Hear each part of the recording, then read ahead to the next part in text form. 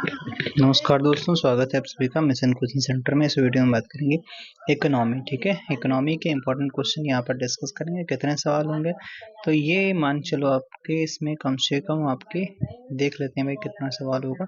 सारे के सारे इंपॉर्टेंट सवाल है और 100 से तो ज़्यादा ही होंगे। ठीक है, 111 हो गए यहाँ पर। और अगर बात करते हैं ठीक है 157 हो गए। इसमें सारे सवाल हम यहाँ पर कवर करेंगे। ठीक है, चाहे इकोनॉमी हो, चाहे बैंकिंग हो, ठीक है, चाहे आपका उसमें एग्रीकल्चर वाला पोर्शन हो, कोई भी हो, सारे पोर्शन यहाँ पर लिए जाएंगे। तो आपका मैक्सिमम 200 से अधिक सवाल हैं। ठीक है, यानी 201 यानी इसका मतलब जिसमें ज़्यादा भी क्वेश्चन है। ठीक है, चलिए फिलहाल आपका यहाँ पर कॉन्सेप्ट क्लियर होता चलेगा। ठीक है, चलिए शुरू करते हैं। इंपॉर्टेंट सवाल हैं, सारे इंपॉर्टेंट सवाल हैं, आपको देखना चाहिए, बिल्कुल देखना चाहिए। 2x स्पीड पे लगा देख के देख लेना, मजा आ जाएगा। ठीक है, चलिए शुरू करते हैं। तो शुरू किया जाए। ठीक है, चलो वही शुरू करते हैं। तो कहाँ चला गया? पहला सवाल ढूंढ लेते हैं यार। पहला सवाल कहाँ गया है? अभी तो 44 पे ही है। तो दोस्तों अगर चैनल पे पहली बार आए तो सब्सक्राइब वगैरह कर लेना। यहाँ पर आपके सभी तरीके के सवाल मिल जाते हैं। पहला सवाल पूछा गया, 1956 के औद्योगिक क्रांति नीति ने का आधार बनाया। कह रहा है कि जो 1956 के औद्योगिक नीति प्रस्ताव ने का आधार बनाया है, तो आपका द्वितीय पंचवर्षीय योजना का आधार बनाया था। क्योंकि देखो औद्योगिक उद्योग धंधे पे जो बल दिया गया था द्वितीय पंचवर्षीय योजना में दिया गया था। वहीं अगर तृतीय में बात करते हैं तो कृषि और उद्योग दोनों पे बल दिया गया था। ठीक है, गरीबी हटाओ का नारा 5वीं में दिया गया था। 5वीं में दिया गया था। ठीक है, अगर यहाँ पर अगर कुछ थोड़ा बहुत देखना चाहते हैं तो पहली पंचवर्षीय योजना हेराडोमन मॉडल पर आधारित थी। कृषि को इसमें प्राथमिकता दी गई। 1951 से 56 चलती है। द्वितीय पंचवर्षीय योजना जो है 1956 से 61 चलती है। पीसी महालनोबिस मॉडल पर आधारित थी और इसमें दुर्गापुर, राउरकेला, भिलाई इस्पात संयंत्र जो ब्रिटेन, जर्मनी और रूस के सहयोग से स्थापित किए गए। तीसरी जो पंचवर्षीय योजना 61 से 66 चलती है और ये आपका गॉडगिल योजना के नाम से भी जानी जाती है। यह योजना इस योजना में बोकारो स्टील प्लांट की स्थापना होती है। ठीक है, इसमें कृषि एवं उद्योग दोनों पर प्राथमिकता दी जाती है। सबसे असफल योजना इसी को माना जाता है क्योंकि इसी में चाइना से वार हो जाता है, सूखा भी पड़ जाता है, इस वजह से यहाँ पर दिक्कत हो जाती है। फिर इसके बाद में योजना अवकाश आता है। 1966 से 69 के बीच में चीन और पाकिस्तान से युद्ध होने के कारण चौथी पंचवर्षीय योजना शुरू न करने का निर्णय लिया गया और इसी जो आपका योजना अवकाश में ही आपका हरित क्रांति की शुरुआत हुई 1966 से 67 में एम.एस. स्वामीनाथन ने किया था। ठीक है, चतुर्थ पंचवर्षीय योजना जो है आपका 1969 से 74 चलती है। अशोक रुद्र मॉडल पर आधारित थी। 14 बैंकों का राष्ट्रीयकरण किया गया, किसमें? चतुर्थ में। और 1974 में पोखरण राजस्थान में परमाणु परीक्षण का भी इसमें किया गया था। चौथी पंचवर्षीय योजना। पांचवी में बात करते हैं। पांचवी जो पंचवर्षीय योजना है भाई 1974 से 78 जो कहा जाता है, 1 वर्ष पहले ही समाप्त हो गई थी। गरीबों हटाओ नहीं, गरीबी हटाओ का नारा दिया गया, इंदिरा गांधी ने दिया था। इस योजना को 78 में 1 वर्ष पहले ही समाप्त कर दिया गया था। ठीक है भाई साहब। रोलिंग प्लान की अगर बात करते हैं तो रोलिंग प्लान 1978 से 80 के बीच में लाया जाता है। पीएम मोरारजी देसाई थे, जनता दल की सरकार थी। समय आया था। यह गुन्नार मेडल के सुझाव पर आधारित थी। गुन्नार मेडल की बुक कौन सी हो जाती है? सिंड्रोमा हो जाती है। ठीक है, छठी पंचवर्षीय योजना। इस योजना में विद्युत उत्पादन विशेष बल दिया गया, किसमें? छठी में दिया गया। इस योजना के दौरान 1982 में नाबार्ड की स्थापना की गई। सातवीं पंचवर्षीय योजना 1950 से 90 में चलती है और ये 1988 में सेबी की स्थापना की गई। सातवीं पंचवर्षीय योजना में तीव्र खाद्यान्न उत्पादन तथा रोजगार पर बल दिया गया। ठीक है, योजना अवकाश की बात कर लेते हैं। 1990 से 92 में फिर आया। ठीक है, और ये इसमें क्या हुआ? 1990 में सिडबी की स्थापना हुई। सिडबी का हेडक्वार्टर अपना लखनऊ में हो जाता है। ठीक है, और 1991 में आर्थिक सुधारों की घोषणा की गई थी। इसी पंचवर्षीय योजना अवकाश में किया गया। आठवीं जो आपकी पंचवर्षीय योजना है 1992 से 97 चलती है। इस योजना का प्रारूप 4 सरकारों ने अपने अपने तरीके से तैयार किया था। अच्छा, 4 सरकारों ने 8वीं में। ठीक है, नवी पंचवर्षीय योजना की बात करते हैं। इसका मुख्य उद्देश्य सामाजिक न्याय और समानता के साथ में आर्थिक समृद्धि था। भारत की आज़ादी के 50 वर्ष में इसकी शुरुआत की गई। अच्छा भैया, ठीक है। 10वीं पंचवर्षीय योजना में बात करते हैं। इसमें प्रति व्यक्ति आय तथा प्रति व्यक्ति आय 10 वर्ष में दोगुना करना तथा 2007 तक साक्षरता दर 75% तक पहुंचाना, ये टारगेट रखा गया था। 2002 से 2007 के बीच में रखा गया था। चलिए अगला पंचवर्षीय योजना 11वीं पंचवर्षीय योजना है। इस योजना के अंतर्गत औसतन 9% की वार्षिक वृद्धि दर प्राप्त करने का लक्ष्य निर्धारित किया गया।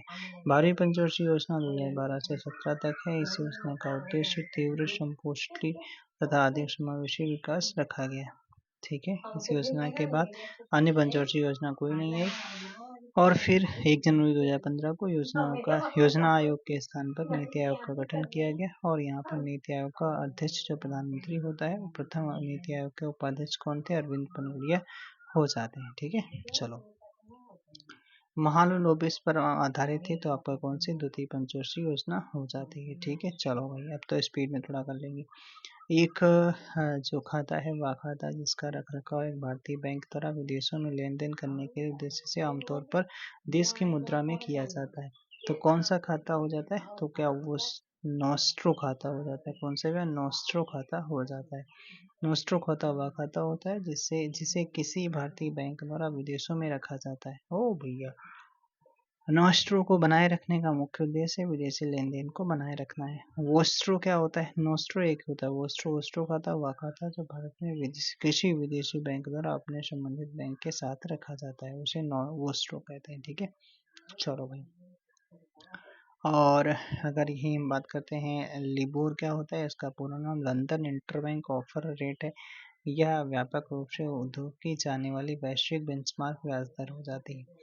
मिबोर क्या होता है? Mumbai interlink bank offer rate है, जो भारतीय कॉल मनी मार्केट का बेंचमार्क हो जाता है। ठीक है, मांग के नियम के अनुसार किसी वस्तु के लिए उपभोक्ता की मांग होनी चाहिए।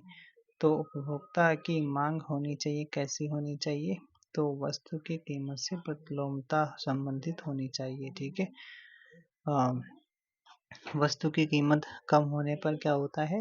कम होने पर मांग ज़्यादा होती है। ठीक है, और कीमत ज़्यादा होने पर मांग कम होती है। उपभोक्ता की आय में कमी होने पर मांग घट जाती है और आय बढ़ने पर वस्तु की मांग बढ़ जाती है। इसमें कौन सी बड़ी बात है? बच्चे को पता है। योजना आयोग को नीति आयोग में प्रतिस्थापित किया गया 2015 में। 1 जनवरी 2015 को नीति आयोग बनता है। ठीक है, नीति आयोग का पूरा नाम राष्ट्रीय भारत परिवर्तन संस्थान हो जाता है, नेशनल ट्रांसफॉर्मिंग इंडिया हो जाता है। ठीक है, चलो भाई।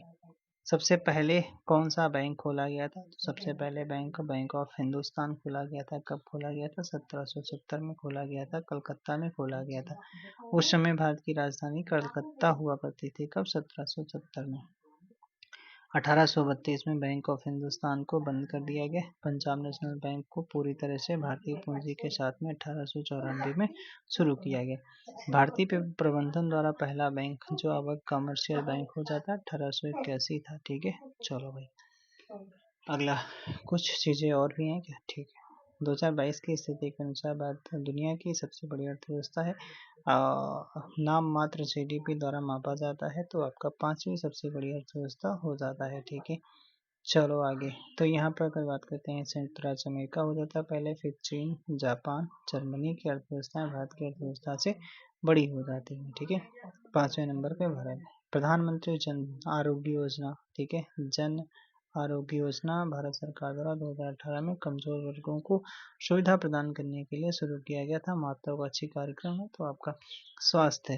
ठीक है, स्वास्थ्य सुविधा प्रदान करने के लिए किया गया था प्रधानमंत्री जन आरोग्य योजना। ठीक है, आरोग्य तो समझ सकते हो। ठीक है, किससे? स्वास्थ्य से संबंधित हो जाता है। अगला देख लेते हैं।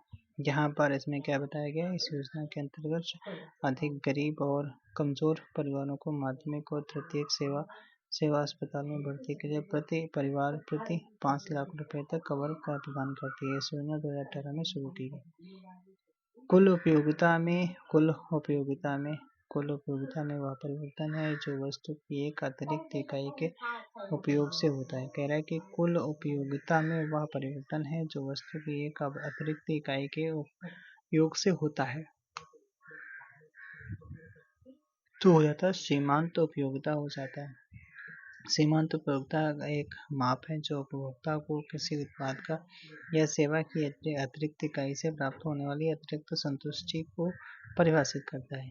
ठीक है भाई, कह रहा है कि जो की गणना किसी दिए गए वर्ष में नाममात्र जीडीपी को उसी वर्ष के लिए वास्तविक जीडीपी के से विभाजित करके इसे 100 गुना से गुणा करके की जाती है। तो ये कौन सी है, ये पूछा गया, मतलब फार्मूला एक तरीके से पूछ लिया गया आपसे और उसको इन्होंने हिंदी में लिख के दिया है। ठीक है, तो ये क्या होता है अभी, तो इसे जीडीपी जो डेफलेटर निकाला जाता है उसी को ही इन्होंने लिया है। क्या लिया है, जीडीपी डिफ्लेटर क्या होता है कि दिए गए वर्ष में नाममात्र जीडीपी को उसी वर्ष के लिए वास्तविक जीडीपी से विभाजित करके और इसे 100 से गुणा किया जाता है, तो उसे जीडीपी डिफ्लेटर कहा जाता है। ठीक है, ओके भाई साहब, ये इस तरीके से दिखाया गया। जीडीपी डिफ्लेटर क्या होता है, नाममात्र का जीडीपी अपान का वास्तविक जीडीपी गुणे का 100 कर दिया जाता है, आ जाता है। यदि किसी देश में बेरोजगारी लंबे समय तक बनी रहती है तो इसे क्या कहा जाता है, तो उसे दीर्घकालिक बेरोजगारी कहा जाता है। ठीक है, दीर्घकालिक बेरोजगारी कहा जाता है। दीर्घकालिक बेरोजगारी वह बेरोजगारी है जो आमतौर पर अर्थव्यवस्था में संरचनात्मक समस्याओं के कारण आती है। भारत में निम्न प्रकार की बेरोजगारी पाई जाती है, जैसे संरचनात्मक पाई जाती है, मौसमी पाई जाती है, प्रच्छन्न पाई जाती है, तकनीकी पाई जाती है, प्रतिरोधात्मक पाई जाती है और चक्रीय पाई जाती है। कौन सा व्यापारिक जो बैंक है जो विश्व के शीर्ष 100 बैंकों में आपका भारत का कौन सा व्यापारिक बैंक है जो विश्व के शीर्ष 100 बैंकों में शामिल हो जाता है, तो भारतीय स्टेट बैंक हो जाता है। स्टेट बैंक की स्थापना 1806 में कलकत्ता में प्रारंभ हुई थी। Bank of Bengal, bank of Bombay, bank of Madras 1921 में तीनों का मर्जर कर दिया गया, तब इसका नाम रखा गया इंपीरियल बैंक ऑफ इंडिया रखा गया। 1955 में इंपीरियल बैंक ऑफ इंडिया का नाम बदल कर भारतीय स्टेट बैंक ऑफ इंडिया कर दिया गया। ठीक है, भारत का सबसे बड़ा राष्ट्रीयकृत वाणिज्यिक बैंक है भारतीय स्टेट बैंक, पहला बैंक है जिसने 2006 में सर्वप्रथम अपनी शाखा चीन में, शाबाश, चीन में स्थापित की। 1921 में इसका मुख्यालय मुंबई में स्थापित कर दिया गया। पहले इसका मुख्यालय कहाँ पर था, कलकत्ता में था। ठीक है, 1806 में स्थापना होती। मांग का नियम बताता है कि बीच का ऋणात्मक संबंध है। मांग का बताता है कि वस्तु की पूर्ति और उसकी कीमत या वस्तु की मांग और उसकी पूर्ति, वस्तु की मांग और उसकी कीमत, वस्तु की उसकी कीमत कर के बीच ऋणात्मक संबंध होता है। तो इसको क्या दिखाता है भाई, तो ये हो जाता है सी वाला उत्तर आपका सही है। किसी वस्तु की मांग और उसकी कीमत को ऋणात्मक संबंध होता है। ठीक है, ऋणात्मक संबंध होता है। कैसे, किसी भी वस्तु की कीमत में वृद्धि होने पर उसकी मांग घटती है और वस्तु की कीमत में कमी होने पर उसकी मांग बढ़ जाती है। यदि मांग की कीमत लोच यानी प्राइस इलास्टिसिटी ऑफ डिमांड 1 से कम है तो आपका वस्तु की मांग को क्या कहा जाता है, तो पूर्णतः लोचदार कहा जाता है। ठीक है, लोचदार, उसे बेलोचदार कहा जाता है। ठीक है, अगर हम जो मांग की कीमत लोच 1 से कम होती है तो वस्तु की मांग को बेलोचदार कहा जाता है। ठीक है, अच्छा, बेलोचदार का जब कीमत में परिवर्तन चाहे वृद्धि हो या कमी के कारण मांग की गई मात्रा समान रहती है तो बेलोचदार मांग के रूप में जाना जाता है। ठीक है भाई, अगला सवाल पूछा गया, पूर्ण प्रतिस्पर्धी बाजार की विशेषताओं के संबंध में निम्नलिखित कथनों पर कौन सा कथन सही है। बाजार, पूर्ण प्रतिस्पर्धी बाजार, ठीक है, तो बाजार में बड़ी संख्या में क्रेता और विक्रेता होते हैं, हाँ तभी तो पूर्ण प्रतिस्पर्धा होगी।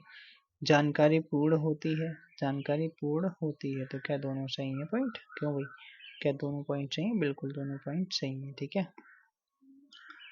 पूर्ण प्रतियोगी बाजार में वस्तुओं का एक ही मूल्य प्रचलित रहता है। ठीक है, जब एक ही रहेगा तभी तो हल होगा। तुम्हारे पास मांग वक्र के संबंध में निम्नलिखित में से कौन सा संबंध है, यह मांग फलन का एक ग्राफिक चित्रण है। ठीक है, यह उपभोक्ता द्वारा प्रत्येक मूल्य पर मांगी गई मात्रा को प्रकट करता है। तो क्या दोनों सही है, फिर कह रहा है कि केवल तो फिर इस तरीके से तो दोनों आपके सही पॉइंट हो जाते हैं, दोनों पॉइंट आपके सही हो जाते हैं। चलो, मांग वक्र क्या होता है, यदि एक वस्तु की कीमत और उपभोक्ता द्वारा मांगी गई मात्रा के बीच के संबंध को दिखाता है। मांग वक्र उपभोक्ता द्वारा प्रत्येक कीमत पर मांगी गई मात्रा को भी दर्शाता है। ठीक है, मांग वक्र बाएं से दाएं नीचे की ओर झुकता है और जिसका अर्थ है जैसे जैसे वस्तु की कीमत बढ़ती है मांग की मात्रा बढ़ती जाती है। ठीक है, भारत में वर्तमान में सार्वजनिक क्षेत्र के कितने बैंक हो जाते हैं? तो वर्तमान में आपके सार्वजनिक क्षेत्र के 12 बैंक हो जाते हैं, ठीक है। कितने? 12 बैंक हो जाते हैं, ठीक है। 2000 बैंक में 10 राष्ट्रीयकृत बैंकों का समामेलन किया गया, ठीक है। ये सारी चीजें छोड़ो, इनसे पूछेगा नहीं आपसे। तो हरित क्रांति किस प्रकार के बीजों ने एक अहम भूमिका निभाई थी? तो आपका ये उच्च उपज वाली जो थी, उच्च उपज वाली किस्म, ठीक है। ये वाला उत्तर आपका सही हो जाता है, ठीक है। 1960 में हरित क्रांति की शुरुआत होती है, ठीक है। हरित क्रांति की शुरुआत होती है। हरित क्रांति के जनक आपके MS स्वामीनाथन हो जाते हैं। भारत में पहली बार HYV, ठीक है, हाई यील्ड वैरायटी बीजों का प्रयोग हुआ था। इन बीजों से गेहूं की फसल में लगभग आपके कहा जाता है 500% की वृद्धि हुई थी, ठीक है। भारत की दूसरी पंचवर्षीय योजना जो है पर केंद्रित थी, किस पर केंद्रित थी? त्वरित औद्योगिकरण पर भी केंद्रित थी, ठीक है। चलो भाई आगे अगला सवाल पूछा गया, मौद्रिक नीति यानी कि जो बैंक दर कहा जाता है के अनुरूप है। बैंक दर क्या होता है? सीमांत स्थायी सुविधा दर। सीमांत स्थायी सुविधा दर यानी लॉन्ग टाइम के लिए देता है ये बैंक दर वाला, ठीक है। जो बैंक रेट होती है लंबे समय के लिए होती है भाई, ठीक है। चलो अगले सवाल देख लेते हैं। सीमांत स्थायी सुविधा ऐसी दर जिससे रिजर्व बैंक से एक रात के लिए ऋण उपलब्ध, क्या यार, तो यानी बैंक रेट मतलब कम ही समय के लिए होता है। रिजर्व बैंक से एक रात के लिए ऋण उपलब्ध होता है। बैंक दर क्या होता है? आप यहाँ से सीमांत स्थायी सुविधा, तो ठीक है। बैंक दर बादर जिस पर देश का केंद्रीय बैंक घरेलू बैंकों को ऋण प्रदान करता है। बैंक दर भारतीय रिजर्व बैंक द्वारा तय करता है। अरे यार इसमें कौन सी बड़ी बात बता दी। अर्थव्यवस्था में सरकारी प्रतिभूतियों के संबंध में कौन सा कथन सही है? कह रहा है कि यह केंद्र सरकार या सरकारों द्वारा जारी एक व्यापार योग्य लिखित साधन है। बिल्कुल भी है। फिर कह रहा है कि उन्हें जोखिम मुक्त गिल्ट एज लिखित साधन कहा जाता है। तो ये भी आपका दोनों पॉइंट आपके सही हो जाते हैं, ठीक है। चलो भाई अगला सवाल पे चलते हैं। अगला सवाल यहाँ पर अगर बात करते हैं कि सरकारी प्रतिभूति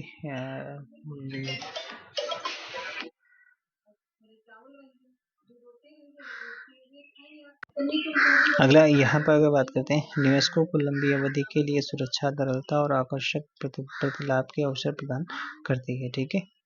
चलो आगे देख लेते हैं। भारत में कीमतों में वृद्धि के लिए सरकारी कर्मचारियों की महंगाई भत्ते की। अगला सवाल पूछा गया, भारत में कीमतों में वृद्धि के लिए सरकारी कर्मचारियों को महंगाई भत्ते की अनुमति देने के लिए निम्नलिखित में से किसका उपयोग किया जाता है? तो ये आपका किसका उपयोग किया जाता है? SLR का, CPI का, या बैंक दर का, या फिर ब्याज दर का? तो CPI का, ठीक है। कंज्यूमर प्राइस इंडेक्स का दिया जाता है। उपभोक्ता मूल्य सूचकांक का प्रयोग किया जाता है, ठीक है। भारत में एक जो है फसल के तौर पर वर्गीकृत नहीं किया गया है। देखो रबी है, खरीफ है, जायद है, निशा नहीं है। निशा यार क्या तुमने निशा, ठीक है। रबी की फसलें आपकी जो आपका सर्दियों में बोई जाती हैं, और खरीफ की फसल जो मानसून के आरंभ के जो अभी जो बरसात शुरू होगी तब, और जायद की फसलें गर्मी के मौसम में होती हैं, ठीक है, बोई जाती हैं। मुद्रा की दशमलव प्रणाली के साथ में प्रचलित नया पैसा कब पैसा हो गया? तो आपका 1 जून 1964 को हो गया भैया, ठीक है। 1 जून 1964 को हो गया, ठीक है। भारत में मुद्रा प्रणाली की जो शुरुआत 1957 में आई थी, ठीक है। मुद्रा की दशमलव प्रणाली के साथ में प्रचलित नया पैसा 1 जून 1964 से पैसा के रूप में जाना जाने लगा। कब से? 1 जून 1964 से। 1957 से 1964 के बीच में टकसाल से उत्पादित पैसा को नया पैसा कहा गया, ठीक है। भारत में 1 मार्च 1862 को सर्वप्रथम कागजी मुद्रा जारी किया था। कब? 1 मार्च 1862 को किया गया था, ठीक है। वो 2011-12 की जनगणना के अनुसार आपका अगर बात करते हैं, भारत की अनुमानित साक्षरता दर 74.04% हो जाती है। कितनी? 74.04% हो जाती है। ये आपका साक्षरता हो जाती है, ठीक है भाई। और यहाँ पर अगर बात करते हैं, ये इसी में आपका पुरुष साक्षरता आपका 82% हो जाती है, महिला साक्षरता आपकी 65% हो जाती है, ठीक है। सबसे सर्वाधिक साक्षर आपका केरल हो जाता है, सबसे कम साक्षर आपका बिहार हो जाता है, ठीक है। 2011 की जनगणना के अनुसार भारत का लिंगानुपात कितना हो जाता है? तो भारत का लिंगानुपात आपका 943 महिलाएं हो जाती है, 1000 पुरुषों पर हो जाती है।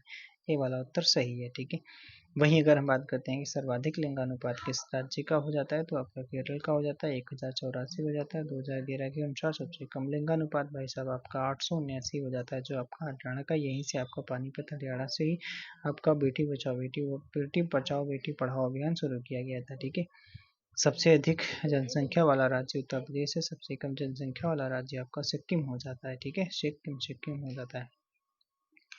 मुफ्त बाजार व्यवस्था एक महत्वपूर्ण पहलू है, तो मुफ्त बाजार व्यवस्था एक आपका पूंजीवादी का एक महत्वपूर्ण पहलू हो जाता है। मुफ्त बाजार एक ऐसी आर्थिक व्यवस्था होती है जिसमें माल और सेवकों की कीमतें खुली बाजार में निर्धारित होती हैं। मुफ्त बाजार व्यवस्था में बहुत कम या कोई सरकारी नियंत्रण नहीं होता है। ठीक है, यानी मुफ्त है, फ्री है, वहाँ पे कोई भी सरकारी नियंत्रण आपका नहीं होगा। ठीक है, चलो पूंजीवादी में देखने को मिलेगा। अगला सवाल है, कह रहा है कि भारत में राष्ट्रीय निवेश कोष के संबंध में निम्नलिखित कथनों पर कौन से सही है। 2005 में बनाया गया कौन सा राष्ट्रीय निवेश कोष। फिर कह रहा है कि वार्षिक आय के 75% का उपयोग स्वास्थ्य एवं शिक्षा रोजगार को प्रोत्साहित करने वाली योजनाओं को किया जाता था। ठीक है, 2018 में इसे भंग कर दिया गया, तो क्या सभी सही है? क्यों भाई, 1 और 2 सही है। ठीक है, भारत में राष्ट्रीय निवेश कोष का गठन 2005 में किया गया। ठीक है, राष्ट्रीय निवेश कोष जो है कि वार्षिक आय का 3/4 शिक्षा स्वास्थ्य और रोजगार पर खर्च किया जाता है। ठीक है, चलो भाई आगे बात कर लेते हैं। अगला बात कर लेते हैं, यहाँ पर अगला सवाल पूछा गया आपसे, क्या पूछा गया है, शब्द जो बुल और बियर जो होते हैं किस व्यापार से संबंधित है। बुल बियर जो आपका शेयर बाजार से संबंधित हो जाते हैं। ठीक है, बुल और बियर जो आपका शेयर बाजार से संबंधित है, जो क्रमशः तेजड़िया और मंदड़िया, बियर जो मंदड़िया और तेजड़िया जो बुल होता है। ठीक है, शेयर की कीमत गिरने की आशा करने वाला व्यक्ति मंदड़िया कहलाता है। ठीक है, जो आशा करेगा, ठीक है, जो मतलब शेयर गिरने की आशा करने वाला व्यक्ति मंदड़िया कहलाता है। जो व्यक्ति शेयर की कीमत बढ़ाना चाहता है उसे आपका तेजड़िया कहा जाता है। ठीक है, चलो भाई आगे। 2019 में आरबीआई ने भारत में डिजिटल भुगतान प्रबंधन की सुरक्षा को मजबूत करने के लिए किस पैनल की स्थापना करी है। तो ये कौन सा था, नंदन नीलेकणी पैनल।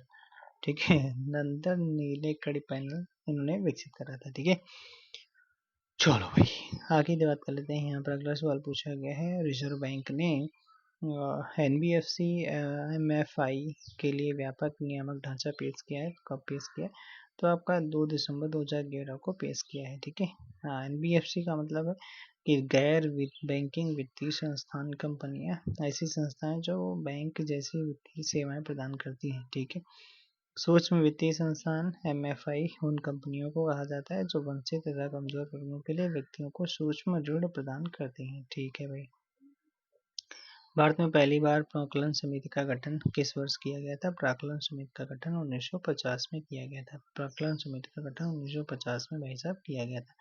प्राक्कलन समिति अगर बात करते हैं, ये आपका जॉन मथाई उस टाइम पे जो आपका वित्त मंत्री थे, इन्होंने करा था। इसमें प्राक्कलन समिति में 30 मेंबर होते हैं।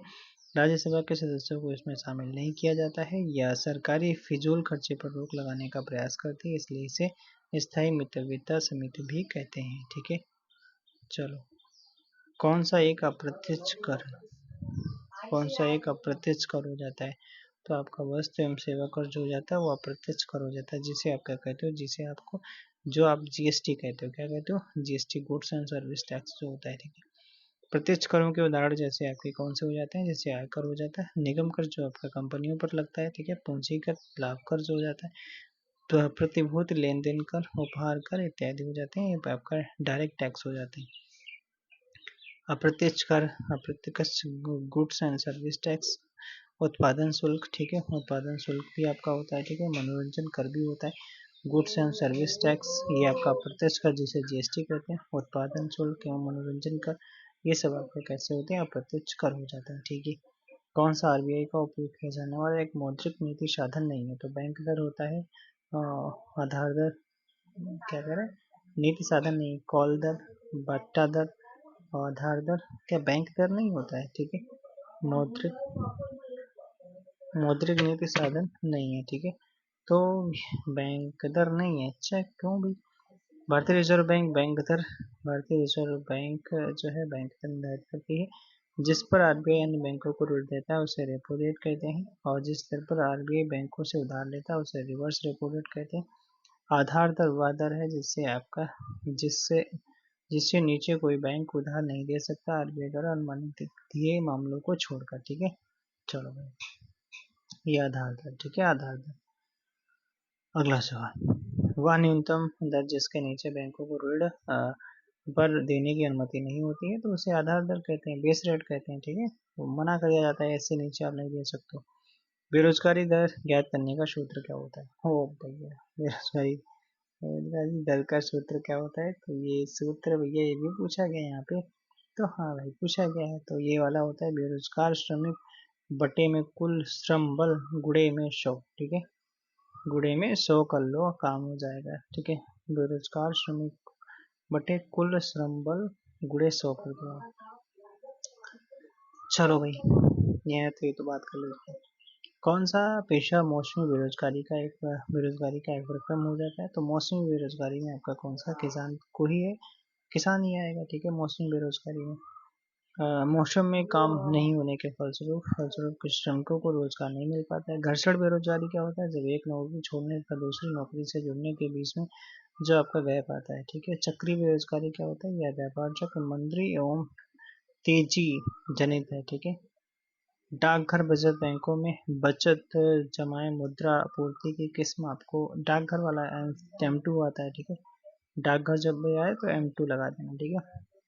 M2 M2 M2, ठीक है। M2 M2, यहाँ पर अगर M1 में लिखा रहता तो जनता का धन, जनता का जमा धन और जनता के पास मुद्रा, और M2 में डाक के साथ बचत जमा और M1 आता है प्लस M1। M3 में आता है M1 प्लस बैंकिंग प्रणाली के साथ सावधि जमा। M4 में डाकघर बचत बैंकों के साथ में सभी जमा एवं M3 आता है, ठीक है। मौद्रिक नीति समिति की अध्यक्षता कौन करता है? मौद्रिक नीति समिति की अध्यक्षता भैया कौन करेगा? बोलो शंकर भगवान की जय हो। कौन करेगा? तो गवर्नर करेगा। कौन? भारतीय रिजर्व बैंक का गवर्नर करेगा, ठीक है। मौद्रिक नीति समिति भारत में ब्याज दर के मानदंड को तय करने के लिए जिम्मेदार। मौद्रिक नीति समिति में आपका 6 मेंबर होते हैं, जिसमें से आपका 3 मेंबर आरबीआई के होते हैं तथा 3 यानी केंद्र सरकार द्वारा नामित किए जाते हैं।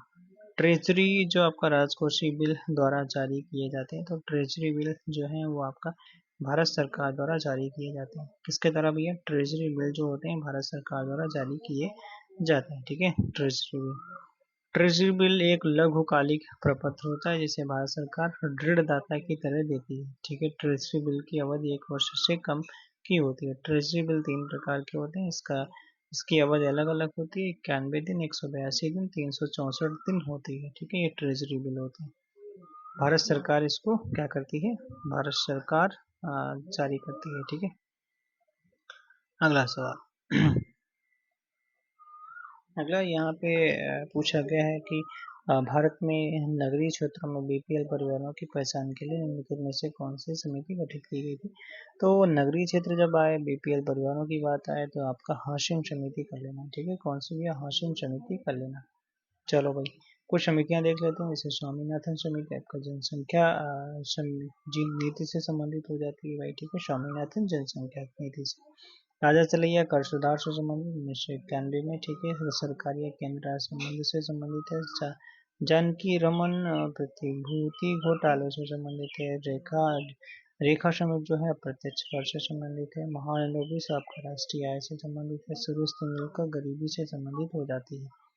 अच्छा, मीरा सेठ समिति जो है वो आपका हथकरघा के विकास से संबंधित है। सच्चर जो है मुस्लिमों की सामाजिक, आर्थिक एवं शैक्षणिक स्थिति का अध्ययन करने के लिए। विजय केलकर जो है प्राकृतिक गैस मूल्य, विजय केलकर अच्छा जीएसटी वालों से भी संबंधित है, प्राकृतिक गैस मूल्य से संबंधित हो जाते हैं भाई। चलिए कुछ और, जैसे अब आपका भगवती समिति है, बेरोजगारी से संबंधित हो जाते हैं, ठीक है। रंगराजन जो आपका भुगतान संतुलन से संबंधित है। नरसिम्हन समिति बैंकिंग सुधार से संबंधित है। एमजी जोशी जो है वो काला धन, जोशी के पास ज्यादा काला धन था तो वैसे आप क्या कर सकते हो, ठीक है। चलो भाई, कोष की वह न्यूनतम राशि जो प्रत्येक बैंक को जमाओं के रूप में भारतीय रिजर्व बैंक के पास में रखना पड़ता है, तो उसे आपको क्या बोलते हो, उसे बोला जाता है नगद कोषानुपात। ठीक है, कैश रिजर्व रेशियो यानी CRR बोला जाता है, कैश रिजर्व रेशियो बोला जाता है। ठीक है, ओके। SLR क्या होता है? SLR वह है जो जिसे बैंकों को अपने पास में रखना पड़ता है, वही मतलब 18% के आसपास रखना पड़ता है, अपने पास खुद रखना पड़ता है। ठीक है, और जो आपका जो CRR होता है वो नगद कोषीय अनुपात, वो आपका किसी बैंक को वो आरक्षित नगद के रूप में रखना पड़ता है। ठीक है, RBI जमाओं को एक निश्चित प्रतिशत को कर देता है। चलो भाई आगे अगला पूछा गया है, कह रहा है कि मध्यम अवधि में अर्थव्यवस्था में तरलता को प्रभावित करने के उद्देश्य से RBI द्वारा खुले बाजार में सरकारी प्रतिभूतियों की बिक्री और खरीद कहलाती है। हाँ, बिक्री और खरीद क्या कहलाती है? खुला बाजार परिचालन कहलाती है, खुला बाजार परिचालन कहलाती है। ठीक है, जिसे ओपन मार्केट ऑपरेशन कहा जाता है। ठीक है, OMO कहा जाता है। RBI द्वारा सरकारी प्रतिभूतियों का ट्रेजरी बिलों की बिक्री और खरीद है। ये परिचालन दिन प्रतिदिन के आधार पर किए जाते हैं। ठीक है, जो बैंकों को उधार देने में मदद के लिए साथ साथ मुद्रास्फीति को भी संतुलित करता है। करेंसी नोट और सिक्कों को करेंसी नोट और सिक्कों को कहते हैं, क्या कहते हैं? कागजी मुद्रा कहा जाता है। ठीक है, विश्वस्त नहीं, कमोडिटी नहीं, निकट नहीं। ठीक है, ये सारी चीजें नहीं होती हैं। ठीक है, कागजी मुद्रा। तो भारतीय रिजर्व बैंक द्वारा जारी करेंसी नोट और सिक्कों को कागजी मुद्रा कहते हैं। स्वतंत्र भारत का पहला बैंक नोट 1949 में जारी किया गया, जो ₹1 का नोट था। ठीक है, 1949। कागजी मुद्रा जारी करने वाला प्रथम देश कौन सा था? चीन ही था। ठीक है, वो चीनी। अगला सवाल देख लेते हैं, यदि सकल राजकोषीय घाटे का मूल्य निवल ब्याज दायित्व से अधिक होगा तो सकल प्राथमिक घाटे का मूल्य क्या हो जाएगा? धनात्मक होगा। ठीक है, धनात्मक हो जाएगा। क्या होता है? धनात्मक हो जाता है। चलो भाई आगे, भारतीय अर्थव्यवस्था ने हरित क्रांति की सफलता का अनुभव कितने चरणों में किया था? तो 2 चरणों में किया था। ठीक है, नॉर्मन बोरलॉग हरित क्रांति के प्रवर्तक माने जाते हैं, और भारत में हरित क्रांति के जनक में स्वामीनाथन को माना जाता है। सबसे पहले पंजाब में हरित क्रांति की शुरुआत की गई थी। किसे आर्थिक विकास का एक अच्छा संकेतक माना जाता है? तो किसे भैया? तो सकल घरेलू उत्पाद में स्थिर वृद्धि। ठीक है, डी वाला सही हो जाता है। ठीक है, GDP क्या होती है? GDP का मतलब किसी निर्धारित अवधि के दौरान देश की सीमाओं के भीतर उत्पादित वस्तुओं एवं सेवाओं के आर्थिक मूल्य को मापता है। किसी देश के आर्थिक विकास का सबसे अच्छा संकेतक प्रति व्यक्ति आय को माना जाता है। ठीक है, किस पंचवर्षीय योजना को पहली बार मुख्य उद्देश्य के रूप में गरीबी उन्मूलन के मुद्दे पर केंद्रित किया गया था? 5वीं पंचवर्षीय योजना आपकी हो जाती है। कौन सी भी है? 5वीं पंचवर्षीय योजना हो जाती है। ये गरीबी हटाओ का नारा आपका दिया गया था, इंदिरा गांधी ने दिया था, और 1971 में चुनाव में इंदिरा गांधी ने गरीबी हटाओ लोकप्रिय नारे को भी बनाया था, इन्होंने लोकप्रिय बनाया था। भारत में किस सूक्ष्म वित्त संस्थान की स्थापना स्वतंत्रता के समय की गई थी? तो स्वतंत्रता के समय करी गई थी। ठीक है, स्वतंत्रता के समय करी गई थी, ग्रामीण सहकारी की स्थापना करी गई थी, स्वतंत्रता के समय करी गई थी। ठीक है, सहकारी संस्थाओं की सर्वप्रथम आधिकारिक रूप से शुरुआत 1904 में हुई थी। एक ही सामाजिक आर्थिक तथा पृष्ठभूमि से संबंध रखने वाले व्यक्तियों का स्वैच्छिक संगठन स्वयं सहायता समूह कहलाता है, जिसके आज सदस्य एक दूसरे के सहयोग के माध्यम से अपनी समस्याएं साझा कर समाधान करते हैं। ठीक है, क्षेत्रीय बैंक की स्थापना 1975 में हुई थी। किस प्रकार के कर में सीमांत कर औसत कर दर से अधिक होती है? ठीक है, प्रगामी। ठीक है, प्रगामी में क्या होता है? प्रगामी प्रकार में कर में आपका सीमांत कर दर और औसत कर दर से अधिक होती है। ठीक है, 2011 की जनगणना के अनुसार भारत में ग्रामीण साक्षरता कितनी हो जाती है? तो 66.77% हो जाती है। ठीक है, 66.77। ठीक है, चलो भाई अगले सवाल पे चलते हैं। अगला सवाल, तो यहाँ पे अगर हम चर्चा करना चाहते हैं 2011 के अनुसार आपका सबसे ज़्यादा साक्षरता आपका केरल की हो जाती है 94%, सबसे कम साक्षरता आपकी बिहार की हो जाती है। लक्षद्वीप 2011 में सबसे ज़्यादा साक्षर केंद्र शासित प्रदेश घोषित किया गया था। कौन सा? लक्षद्वीप, जो यूटी में अगर पूछा जाता है तो। सरकारी बैंकों में अनर्चक संपत्तियों यानी एनपीओ पर विस्तृत रिपोर्ट के देने के लिए किस समिति की नियुक्ति करी गई थी? तो आपका कौन थे? तो ये थे आपके सेल्वम समिति, ठीक है, पन्नीर सेल्वम समिति, ठीक है, पन्नीर सेल्वम समिति। पन्नीर सेल्वम समिति सरकारी बैंकों में अनर्चक संपत्तियों पर विस्तृत रिपोर्ट देने के लिए गठित की गई थी। मालेगांव समिति जो है, इस समिति का गठन आरबीआई के निदेशक मंडल के माइक्रो फाइनेंस क्षेत्र पर मौजूदा चिंताओं का अध्ययन करने के लिए किया गया था। मालेगांव, ठीक है। मंडल कमेटी जो है, इस समिति को भारत के सामाजिक एवं शैक्षणिक रूप से पिछड़े वर्गों को पहचान करने के लिए करी गई थी। कौन सी? मंडल कमेटी, ठीक है। किस प्रकार के बैंक खाते पर खाताधारक को कोई ब्याज नहीं मिलता है? तो कौन सा? किस प्रकार के बैंक खाते पर खाताधारक को कोई भी ब्याज नहीं मिलता है? तो चालू खाते पर नहीं मिलता है।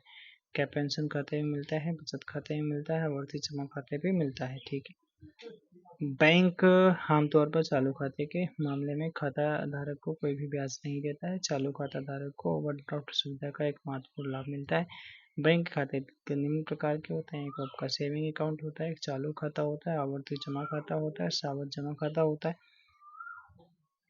और बेसिक सेविंग अकाउंट होता है, आपका लोन अकाउंट होता है। इतने तरीके के होते हैं भाई। कौन कौन? जैसे आपका सेविंग अकाउंट हो गया, करंट अकाउंट हो गया, रिकरिंग डिपॉजिट अकाउंट हो गया, फिक्स डिपॉजिट अकाउंट हो गया और आपका कौन सा? बेसिक सेविंग अकाउंट और आपका लोन अकाउंट, ठीक है। हरित क्रांति के संबंध में कौन सा कथन गलत है? गलत वाला देख लेते हैं भाई। गलत, चलो गलत। करें इसका लक्ष्य मुख्य जो गेहूं और चावल के उत्पादन में बिल्कुल सही है। इसे अंतर्राष्ट्रीय एजेंसियों द्वारा वित्त पोषित किया गया था। यह कृषि आधुनिकीकरण एक सरकारी कार्यक्रम था या वर्षा पोषित क्षेत्रों में लागू किया गया था? तो ये नहीं कह सकते यार, ठीक है, डी वाला गलत है, बाकी तो सब सही है। तो यहाँ पर अगर हम बात करते हैं कि रैले आयोग जो है, रैले आयोग 1902 में को सुधारों की सिफारिश के लिए नियुक्त किया गया था। रैले आयोग किससे संबंधित हो जाता है? रैले शिक्षा व्यवस्था को सुधार करने। रैले आयोग को शिक्षा व्यवस्था में सुधारों की सिफारिश करने के लिए नियुक्त किया गया था। 1902 में सर थॉमस रैले के अध्यक्षता में इस आयोग का गठन किया गया था। इस आयोग का कार्य भारत के विश्वविद्यालयों के दशा अध्ययन एवं उनकी स्थिति में सुधारों के लिए किया गया था, ठीक है। रैले आयोग में केवल एक भारतीय सदस्य सैयद हुसैन बैलग्रामी था। ओके, कौन सा युग्म गलत है? ठीक है, चलो भाई। तो देखो गलत है कौन सा भैया? तो आपका ये कह रहा है कि इंडियन ऑयल कॉर्पोरेशन लिमिटेड जो महारत्न, ये तो महारत्न कंपनी सही है। इंडियन एरोनॉटिक्स लिमिटेड नवरत्न कंपनी सही है। एयरपोर्ट अथॉरिटी ऑफ इंडिया नवरत्न है, यही गलत है, ठीक है। बाकी आपका भारत संचार निगम लिमिटेड आपका मिनी रत्न कंपनी है, बिल्कुल सही है। तो आपका कौन सा? सी वाला गलत है। एयरपोर्ट अथॉरिटी ऑफ इंडिया जो भारतीय विमानन प्राधिकरण एक मिनी रत्न कंपनी है, ठीक है। मिनी रत्न कंपनियों को 2 श्रेणी में बांटा गया है। भारत में 12 महारत्न तथा 13 नवरत्न तथा आपका ये आंकड़ा बदलता रहता है। ये आंकड़ा आपको देखना पड़ेगा, करंट वाला इशू है, ठीक है। ओके, छोड़ देते हैं इसको, चलिए आगे बात कर लेते हैं।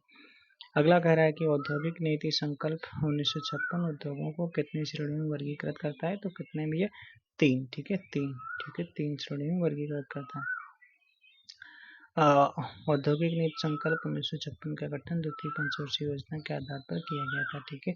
इसमें 3 श्रेणियां बांटी गई। पहली श्रेणियों में ऐसे उद्योगों को शामिल थे जिन्हें विशेष रूप से सार्वजनिक क्षेत्र के उद्यमों के रूप में विकसित किया जा सकता था, ठीक है। दूसरे में क्या था?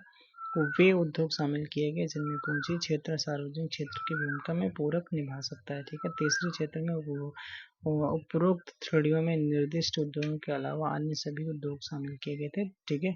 तो पहले वाले में जो आपका जो गवर्नमेंट ही देख रही थी सार्वजनिक क्षेत्र वाले, ठीक है। और दूसरे वाले में अगर बात करते हैं तो इसमें उद्योग शामिल किए गए थे जिनमें निजी क्षेत्र सार्वजनिक क्षेत्र की भूमिका में पूरक निभा सकता है, ठीक है।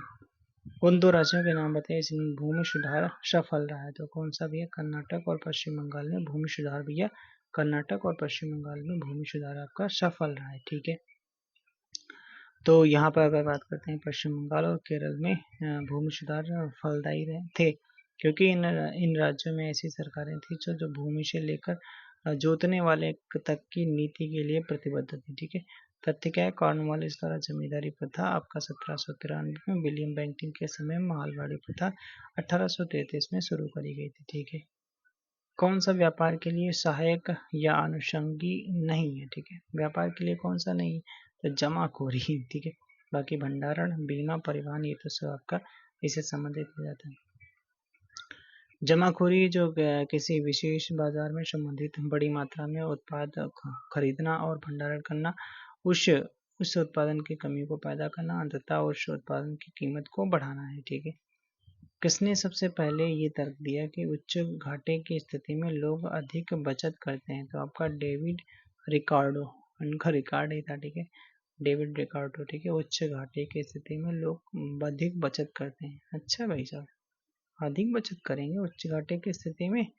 The principle of political economy and taxation 1877 में इनकी बुक है। ठीक है, चलो, अमर्त्य सेन को कल्याणकारी अर्थशास्त्र में उन्हें 1998 में आपका नोबेल पुरस्कार दिया गया। ठीक है, एक अर्थव्यवस्था जिसमें निजी क्षेत्र और सरकारी दोनों होते हैं, तो आपका मिश्रित अर्थव्यवस्था होती है। ठीक है, मिश्रित अर्थव्यवस्था होती है। भारतीय अर्थव्यवस्थाओं का मिश्रित रूप है। ठीक है, और ऐसी अर्थव्यवस्था जिसमें साधनों का सामूहिक प्रबंधन विनियमन राज्य द्वारा किया जाता है, उन्हें समाजवादी अर्थव्यवस्था कहा जाता है। ठीक है, पूंजीवादी अर्थव्यवस्था में क्या होता है, उत्पादन, व्यापार एवं उद्योग आदि का स्वामित्व निजी हाथों में होता है। ठीक है, मूल्य ह्रास की क्षति के कारण एक वार्षिक भत्ता है।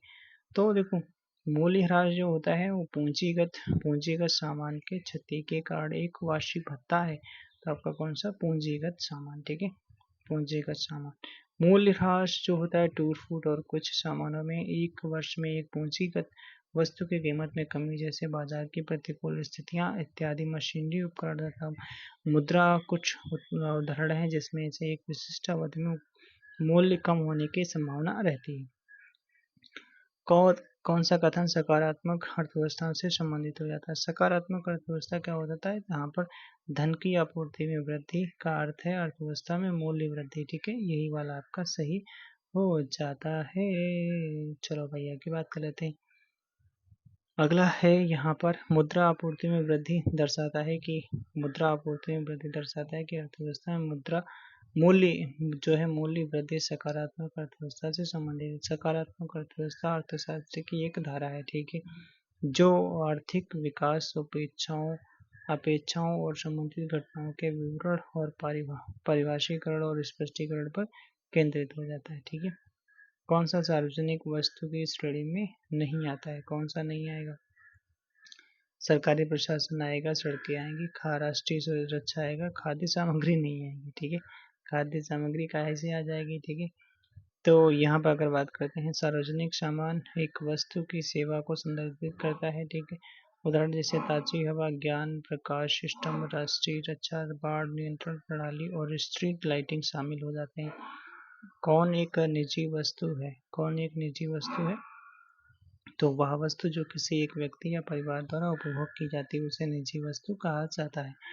जैसे भोजन, कपड़े, कार, पार्किंग इत्यादि। जीएनपी से मूल्यह्रास को घटाते हैं तो कौन से आपका आय प्राप्त हो जाती है, तो एनएनपी प्राप्त होता है, निवल राष्ट्रीय उत्पाद। यानी जीएनपी से घटा दो क्या, मूल्यह्रास को घटा दो, तो एनएनपी नेट नेशनल प्रोडक्ट मिल जाएगा। ठीक है भाई, कह रहा है कि एक वर्ष के भीतर आपका घरेलू और अंतर्राष्ट्रीय स्तर पर रहने वाले देश के नागरिकों द्वारा उत्पादित सभी वस्तुओं सेवाओं का मूल्य बाजार है। ठीक है,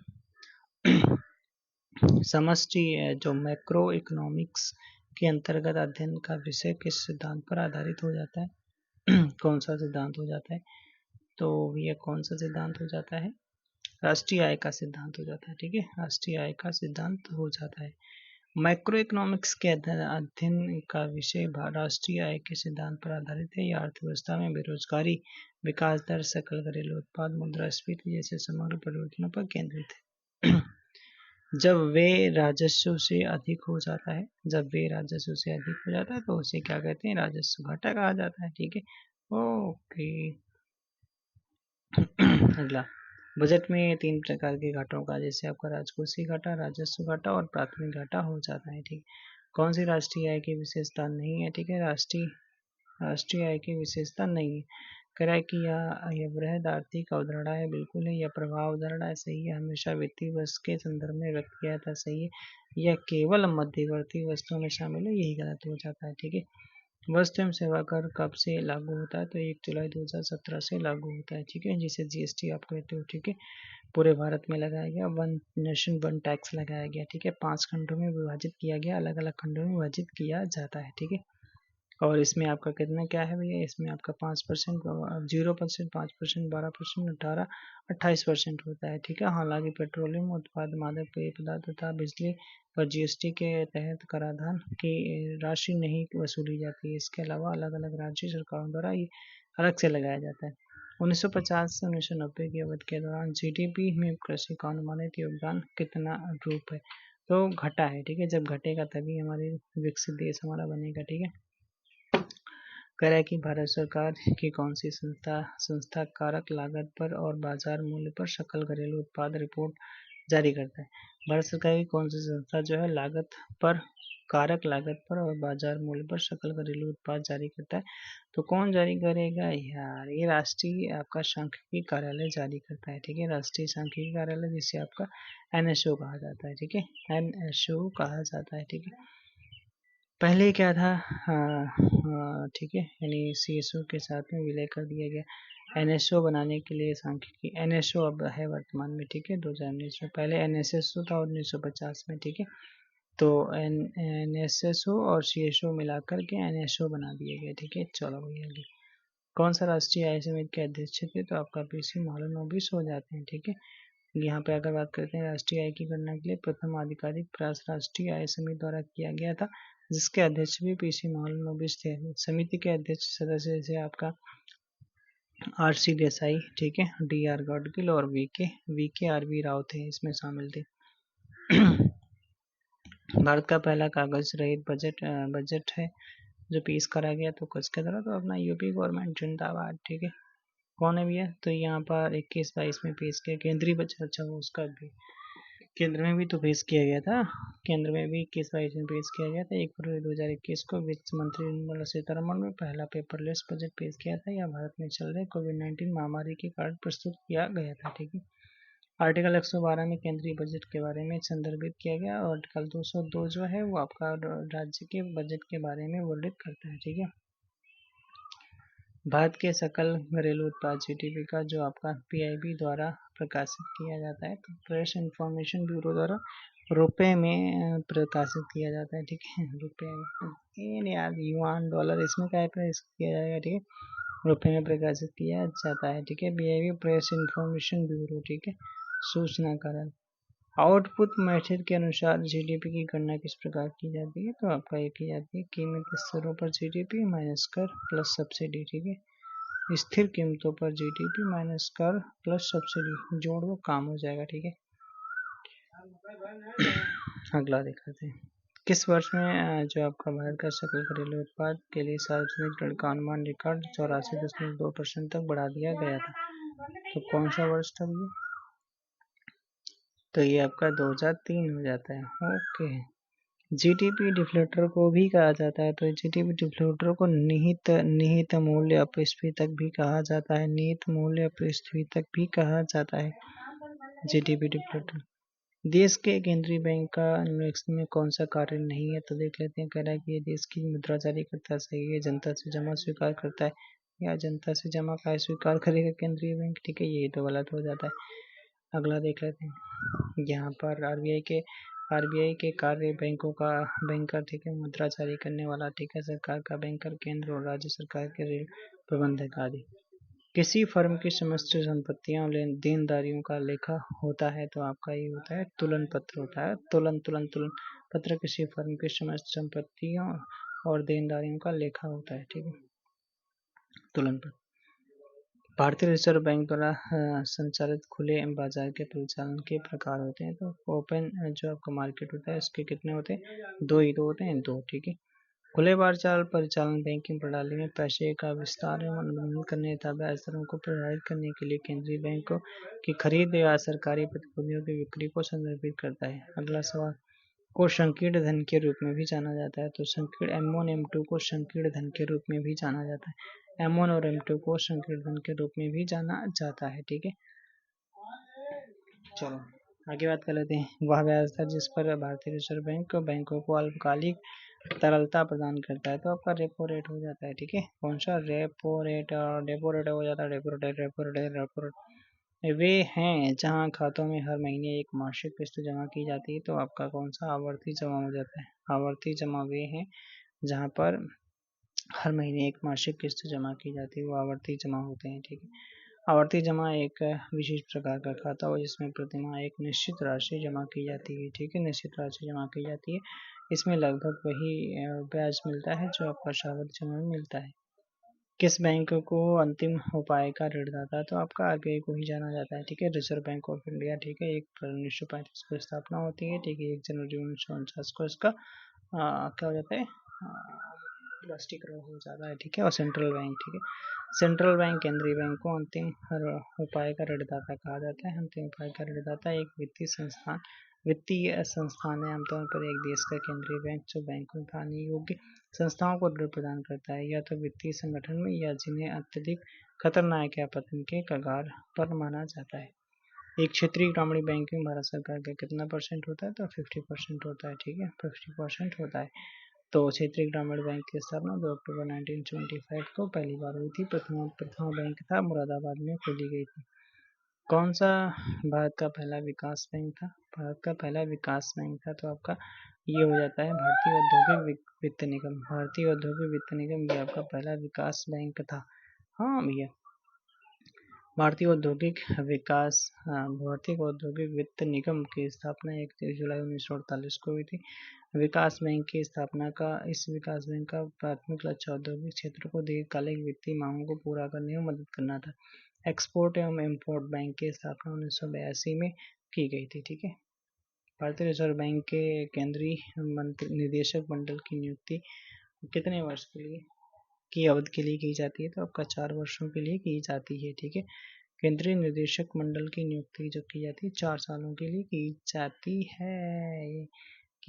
जाती है। अगला सवाल पूछा गया है, किस समिति की सिफारिश पर भारत क्षेत्रीय ग्रामीण बैंकों की स्थापना करी गई थी? तो आपको कौन सी? नरसिम्हन समिति की सिफारिश पर करा गया था। ठीक है, नरसिम्हन समिति की सिफारिश पर किया गया था। और बैंकों का मुख्य उद्देश्य ग्रामीण क्षेत्रों को आर्थिक मुख्य धारा में शामिल करना। केलकर समिति जो थी आपके आधारभूत संरचना के विकास पर आधारित थी। टंडन समिति क्या थी? वाणिज्यिक बैंकों को दिशा निर्देश देने के लिए। ली आयोग तो आपका प्रशासनिक सेवाओं को सुचारू रूप से चलाने हेतु ली आयोग बनाया गया था। स्वयं सहायता समूह में ऋण और बचत संबंधी निर्णय द्वारा लिए जाते हैं। तो किसके द्वारा? समूह के सदस्यों द्वारा लिए जाते हैं। समूह के सदस्य द्वारा ही तो लिए जाएंगे ऋण समूह में। ठीक है भाई साहब, स्वयं सहायता समूह में ऋण और बचत संबंधी निर्णय समूह के सदस्यों द्वारा लिए जाते हैं। जो सेल्फ हेल्प ग्रुप्स होते हैं, समान आय वर्ग के लोगों का एक समूह होता है। कम से कम 6 माह से सक्रिय रूप से संचालित होना अनिवार्य होता है। समूह जो कम से कम 6 माह। आरबीएल बैंक का कॉर्पोरेट कार्यालय कहाँ पर हो जाता है? तो आपका आरबीएल का मुंबई हो जाता है। ठीक है, रत्नाकर बैंक के नाम से भी जाना जाता है। यह एक निजी बैंक का बैंक है जिसका मुख्यालय मुंबई में है। इसकी स्थापना 1947 में हुई थी। भारत में 3 घरेलू व्यवस्थित रूप से महत्वपूर्ण बैंकों में से एक हो जाते हैं। कौन हो जाते हैं? तो आपका महत्वपूर्ण बैंकों में से एक हो जाता है भारतीय स्टेट बैंक हो जाता है। ठीक है, भारतीय स्टेट बैंक। भारतीय रिजर्व बैंक ने भारतीय स्टेट बैंक तथा आईसीआईसीआई बैंक तथा एचडीएफसी बैंक को घरेलू प्रणाली महत्वपूर्ण बैंकों के रूप में बनाए रखा है। अच्छा भैया, ठीक है, कौन से? एचडीएफसी, आईसीआई और आपके कौन सा? State bank. ठीक है, चलो, एक अल्फा न्यूमेरिक कोड है जो विशिष्ट रूप से एनईएफटी प्रणाली में भाग लेने वाली बैंक शाखा की पहचान करता है। तो आपका ये आईएफएससी कोड होता है। ठीक है, इंडियन फाइनेंशियल सिस्टम कोड होता है भाई। ठीक है, यह 11 अंकों की एक संख्या होती है जो कुछ अंक व अक्षरों का समायोजन होता है। इसमें व्यापारी छूट दर को संदर्भित करता है। तो इसमें क्या होता है? व्यापारी छूट वाला तो ये आपका डेबिट कार्ड, क्रेडिट कार्ड लेन देन पर भुगतान प्रसंस्करण सेवाओं के लिए एक व्यापारी की चार्ज की गई दर होती है। ठीक है, चलो भाई अगले बात कर लेते हैं अगले सवाल पे। जिंदाबाद जिंदाबाद, ठीक है। मिशन इंद्रधनुष भारत सरकार की एक पहल है, ये किससे संबंधित है? तो मिशन इंद्रधनुष जो है ये किससे, स्वच्छता से संबंधित है। क्यों भाई? या इंद्रधनुष आपका टीकाकरण से संबंधित है? तो देख लेते हैं भाई।